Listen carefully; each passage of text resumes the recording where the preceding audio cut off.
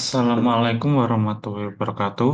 Selamat pagi dan salam sejahtera bagi kita semua. Pertama-tama, mari kita panjatkan puja dan puji syukur atas kehadirat Tuhan Yang Maha Esa karena atas rahmat dan karunia-Nya kita dapat berkumpul di sini dalam keadaan sehat walafiat. Kami juga mengucapkan terima kasih kepada Bapak atau Ibu guru serta adik-adik siswa-siswi sekalian yang telah meluangkan waktu untuk mengikuti Zoom pada pagi ini. Pada kesempatan kali ini, kami akan membahas topik yang sangat penting bagi kehidupan kita sehari-hari, baik di rumah, di tempat kita main, atau di sekolahan, yaitu perilaku hidup bersih dan sehat atau singkat PHBS.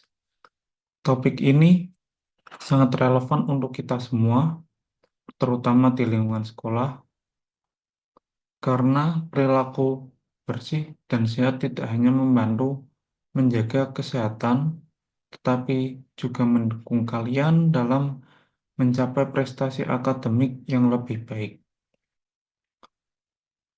Dalam penyuluhan ini, kita akan membahas beberapa poin tentang PHBS dan bagaimana cara manfaat dan serta manfaat yang bisa kita dapatkan dengan menerapkan satu kebiasaan ini. Kami berharap melalui sesi ini, kalian yang mengikuti Zoom pagi ini dapat memahami betapa pentingnya PHBS untuk diterapkan dalam kehidupan sehari-hari. Kami mengajak adik-adik siswa-siswi sekalian dan guru-guru untuk aktif bertanya dan berdiskusi agar penyuluhan ini lebih interaktif dan bermanfaat. Tanpa berlama-lama, mari kita mulai dengan pembahasan pertama. Terima kasih atas perhatian dalam sambutan ini, dan semoga kegiatan ini dapat memberikan manfaat yang besar bagi kita semua. Wassalamualaikum warahmatullahi wabarakatuh.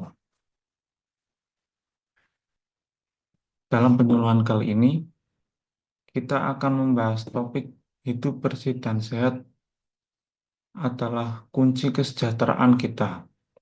Pertama-tama perkenalkan, nama saya Muhammad Thoriq Rohman, mahasiswa semester 5 program studi Kesehatan Masyarakat Fakultas Ilmu Kesehatan dari Universitas Pekalongan.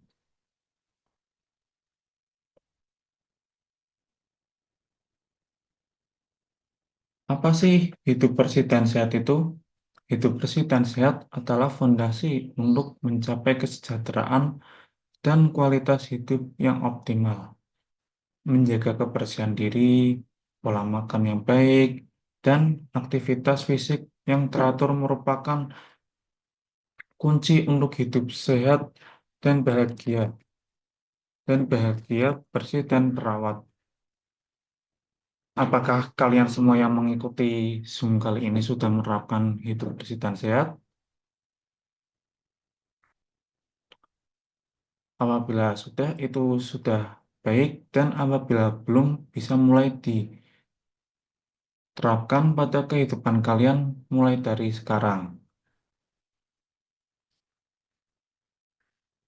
Yang kedua, pentingnya menjaga kebersihan diri. Pentingnya menjaga kebersihan diri itu bisa mencegah penyakit dan meningkatkan rasa percaya diri kita. Mencegah penyakit dengan cara mencuci tangan secara teratur, mandi secara rutin, dan mengganti pakaian kotor dapat mencegah penyebaran penyakit. Mencuci tangan secara teratur bukan hanya ketika kita ingin makan, tetapi ketika kita selesai melakukan suatu kegiatan, entah itu menulis, bermain HP, atau ketika kita selesai bermain.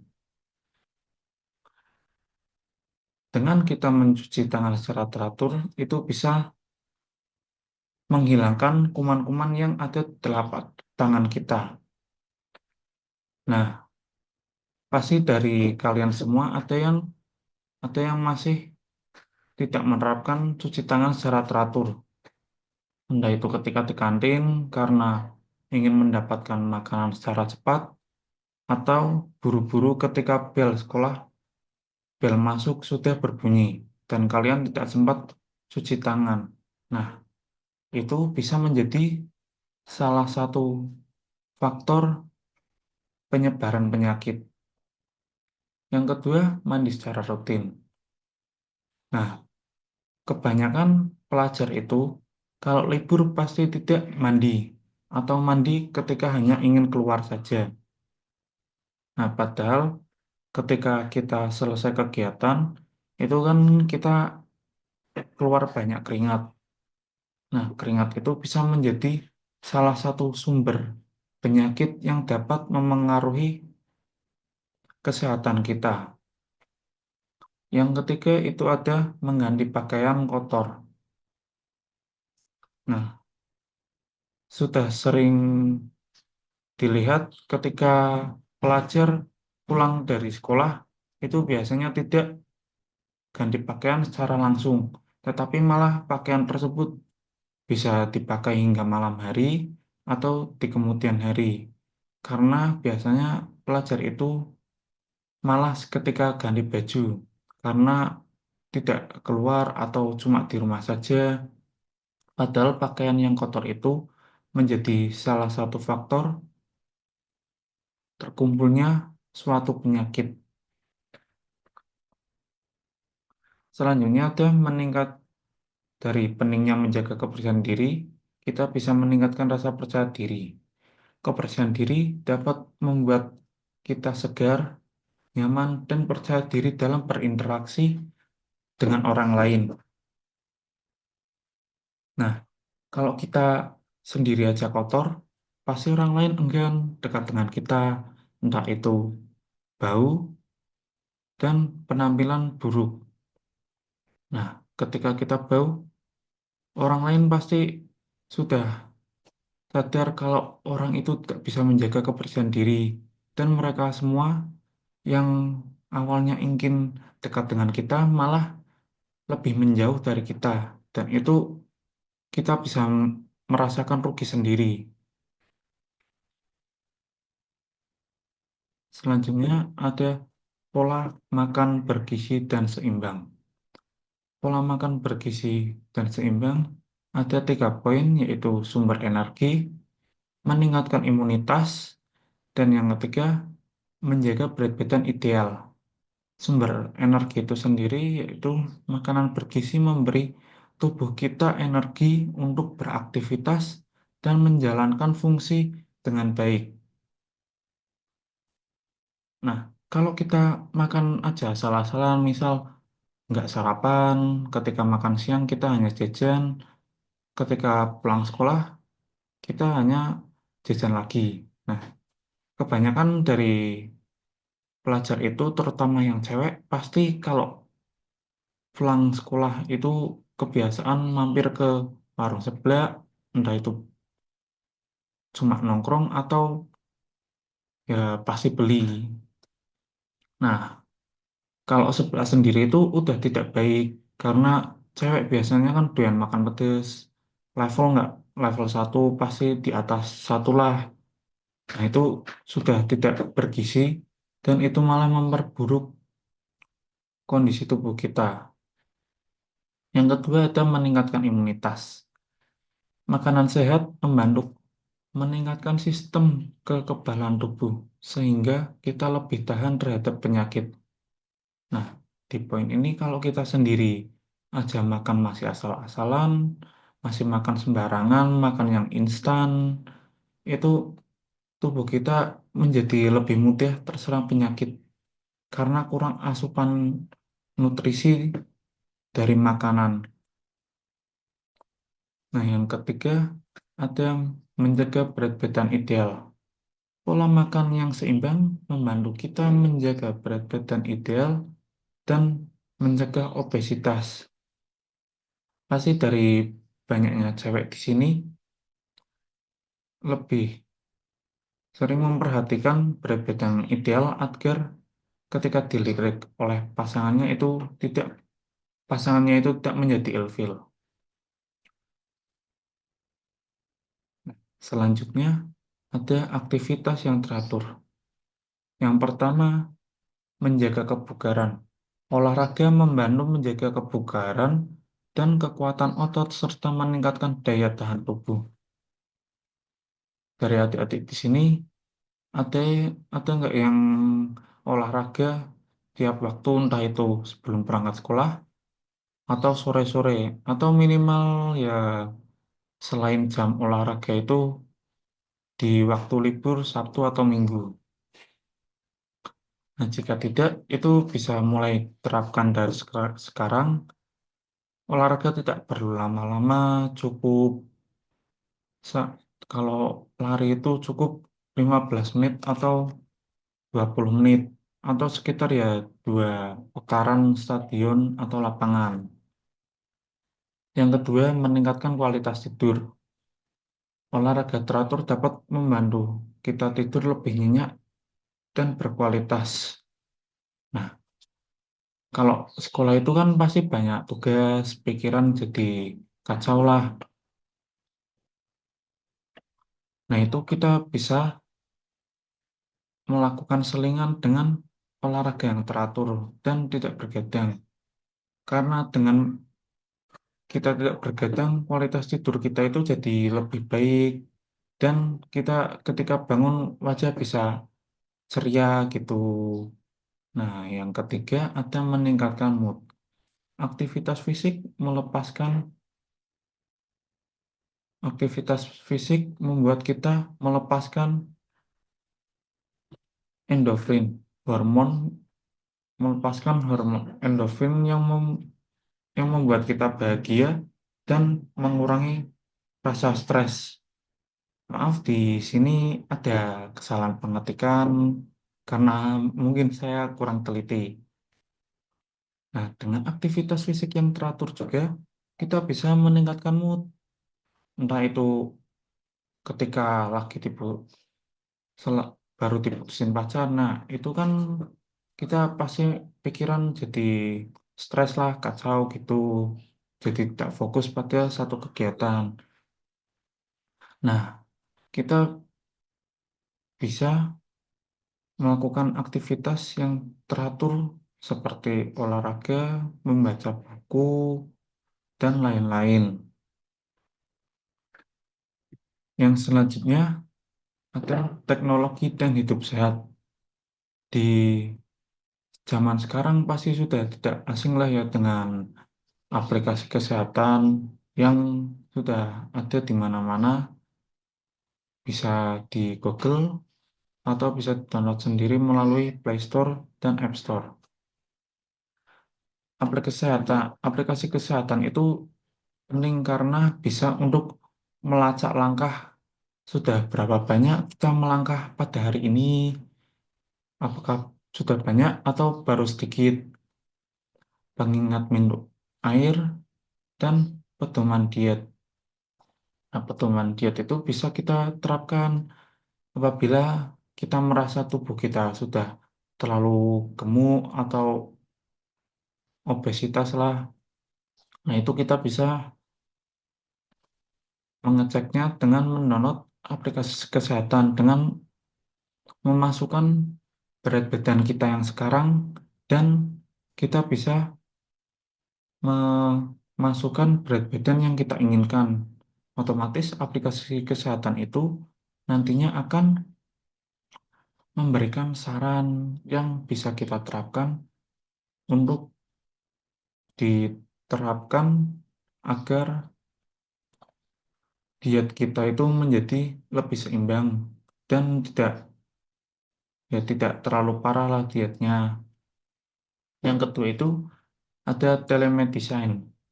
Telemedicine itu konsultasi jarak jauh untuk mempermudah akses informasi kesehatan. Ini juga sudah tak asing, banyak iklan-iklan di TV yang mengiklankan suatu produk dengan keuntungan memberikan konsultasi jarak jauh. Hmm. Contohnya seperti produk Pepsodent.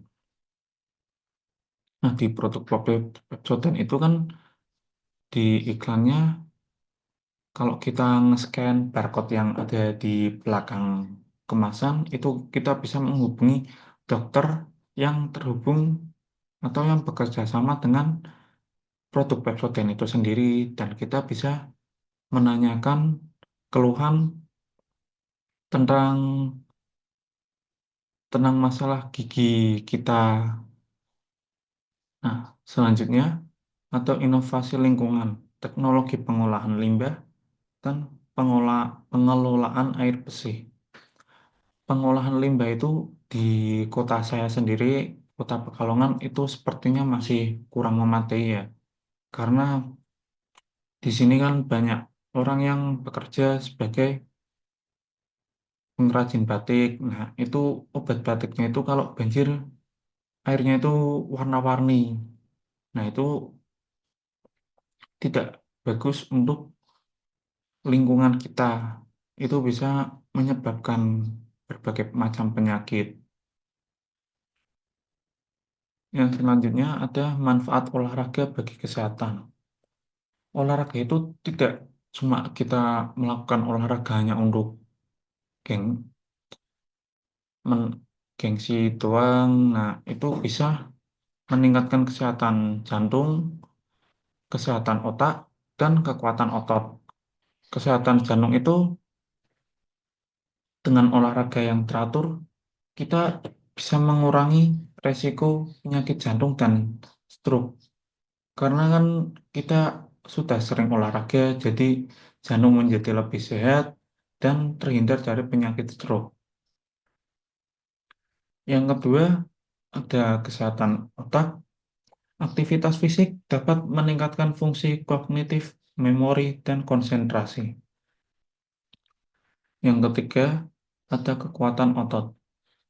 Olahraga membantu membangun dan menjaga kekuatan otot, tulang, dan persendian. Nah, olahraga sendiri itu bisa menyehatkan tulang-tulang kita dan terhindar dari osteoporosis di waktu kita tua nanti. Nah, itu bisa mulai diterapkan mulai dari sekarang karena itu bisa menjadi ya bisa dibilang itu suatu investasi untuk masa depan kita. Selanjutnya ada menghindari rokok dan narkoba. Menghindari rokok dan narkoba itu juga sangat penting untuk perilaku hidup dan hidup bersih, sehat pada kehidupan sehari-hari kita. Di sini pasti kan yang laki-laki banyak yang merokok ya. Apa? Yang pertama itu ada bahaya merokok. Rokok itu mengandung zat berbahaya yang dapat menyebabkan berbagai penyakit seperti kanker paru-paru, kanker tenggorokan, kanker lidah, dan lain-lain. Nah, jika kita sudah sering terpapar asap rokok, entah itu yang perokok aktif atau perokok pasif, tapi zat berbahaya itu lebih berbahaya ke perokok pasif karena ia tidak melakukan apa-apa, tapi ketika ada orang yang merokok di sebelahnya itu, otomatis perokok pasif itu akan menghirup asap rokok tersebut. Nah, itu bisa menyebabkan berbagai macam penyakit yang sudah disebutkan tadi, padahal orang perokok pasif itu tidak merokok. Yang kedua ada dampak narkoba. Narkoba itu menyebabkan rasa kecanduan karena ada suatu zat yang bisa menyebabkan kita menjadi ketagihan dan terus-menerus ingin mengonsumsinya. Narkoba juga merusak kesehatan fisik dan mental seorang individu. dan dapat menyebabkan kecanduan. Yang ketiga, pentingnya menolak. Menolak rokok dan narkoba adalah langkah penting untuk menjaga kesehatan dan masa depan. Kalau kita hidup sehat, tidak merokok, tidak narkoba, dan tidak dikelilingi oleh perokok aktif, itu kita bisa menjadi lebih sehat di kemudian hari. Yang selanjutnya ada pentingnya istirahat yang cukup. Istirahat yang cukup ada 3 poin. Yang pertama, pemulihan, yaitu tidur memungkinkan tubuh untuk memperbaiki, memulihkan energi, dan memperkuat sistem imun. Yang kedua, ada konsentrasi. Tidur yang cukup meningkatkan konsentrasi, fokus, dan kemampuan belajar. Kalau kita sendiri tidur aja larut malam, itu ketika kita di sekolah pasti rasanya itu mengantuk terus dan ingin segera pulang. Nah, dengan kita tidur yang cukup, itu kita bisa menjadi lebih se- ceria dan menjadi fokus ketika di sekolah. Yang ketiga itu kesehatan mental. Istirahat yang cukup membantu menjaga kesehatan mental, mengurangi stres, dan meningkatkan mood. Selanjutnya, ini masih lanjutan dari yang tadi. Yang pertama itu ada identifikasi. Mengenali sumber stres membantu kita memahami bagaimana mengatasinya. Nah, kalau yang stres diri kita sendiri itu kita kan bisa memahami itu kita stres karena apa, entah itu karena belajar atau yang lain. Yang kedua, teknik relaksasi. Berlatih teknik relaksasi seperti yoga, meditasi, atau musik dapat mengurangi stres. Yang ketiga, dukungan sosial. Berbicara dengan orang terdekat atau mencari dukungan profesional dapat membantu mengurangi stres.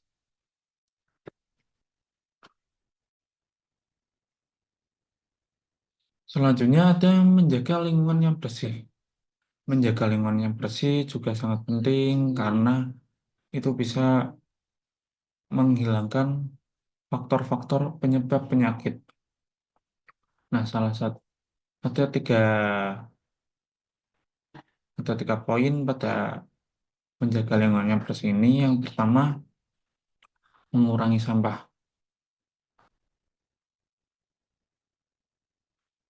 Hemat air menghasilkan sampah yang lebih sedikit dan mendaur ulang sampah dapat menghemat air, membantu menjaga ketersediaan air bersih dan mengurangi, maaf mungkin ini ada kesalahan, dan menjaga lingkungan. Nah, dengan kita mengurangi sampah, air yang ada di sekitar kita itu bisa menjadi lebih bersih dan itu bisa berdampak pada kehidupan kita sehari-hari.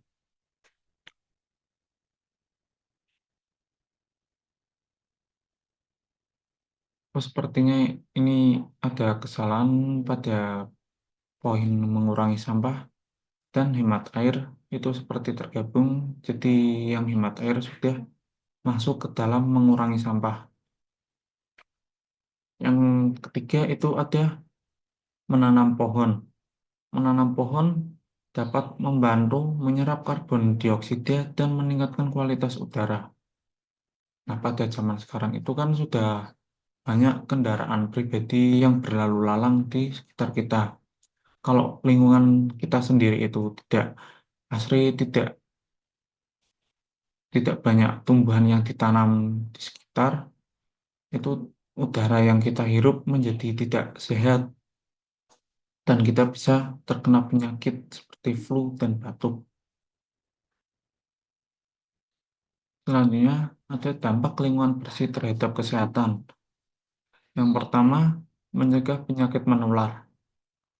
Lingkungan yang bersih mengurangi risiko penyakit seperti diare, demam berdarah, dan malaria. Yang kedua, kualitas udara yang lebih baik. Udara bersih menurunkan risiko gangguan pernapasan seperti asma dan penyakit paru-paru. Yang ketiga, air bersih untuk kesehatan.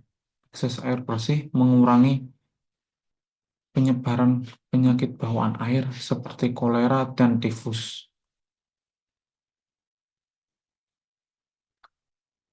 Selanjutnya ada pentingnya edukasi dan kesadaran kolektif. Yang pertama, edukasi masyarakat. Memberikan pelatihan tentang pentingnya kebersihan pribadi dan lingkungan. Nah, ini bisa dengan contoh sering melakukan kerja bakti, kerja bakti dan membuang sampah pada tempatnya di lingkungan masing-masing. Yang kedua, itu ada kampanye serentak. Contohnya Hari Cuci Tangan Sedunia dan pengelolaan sampah terpadu. Yang ketiga, ada kolaborasi, kerjasama antara pemerintah, masyarakat, dan organisasi untuk mendukung kebiasaan sehat. Yang keempat, ada manfaat jangka panjang, membentuk generasi yang sadar akan pentingnya kebersihan. Nah, itu yang terakhir. Jadi, kebersihan lingkungan itu sangat penting untuk kehidupan kita masing-masing, karena dengan lingkungan yang bersih, kita bisa terhindar dari berbagai macam penyakit dan kita bisa merasakan betapa enaknya hidup bersih dan sehat ini. Karena hidup bersih dan sehat ini tidak hanya berdampak pada kehidupan kita sendiri, tetapi bisa di kehidupan lain atau bahkan makhluk lain yang tinggal di sekitar kita. Hewan-hewan liar seperti kucing, semut, burung, dan lain-lain. Nah, kita kembali lagi ke sini. Dampak lingkungan bersih terhadap kesehatan itu tadi kan bisa mencegah berbagai macam penyakit. Nah, tapi banyak eh, karena pada musim hujan seperti ini kan sering banjir. Nah, itu juga bisa menyebabkan berbagai macam penyakit yang bisa berdampak pada kehidupan kita. Nah, ketika banjir sendiri, itu biasanya air-air di sekitar kita itu menjadi kotor karena terbawa, karena banjir itu kan membawa pas, entah itu pasir atau barang benda-benda lain yang ikut terkena banjir.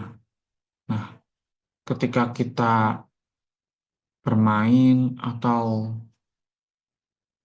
jalan di banjir itu ketika ada luka di kaki atau badan kita itu bisa menjadi sumber infeksi dan bisa menyebabkan penyakit juga.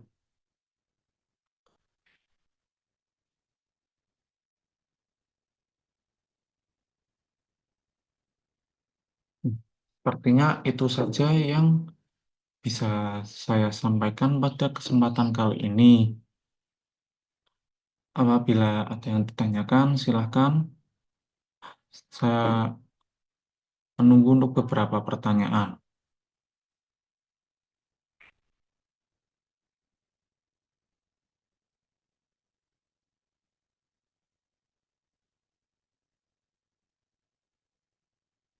Baik, apabila tidak ada yang ingin ditanyakan, kurang lebihnya seperti itu, dan kita bisa mulai menerapkan pola hidup bersih dan sehat mulai dari sekarang, sedikit demi sedikit, dan kita akan menjadi terbiasa ketika sudah mulai menerapkannya di kehidupan pribadi kita.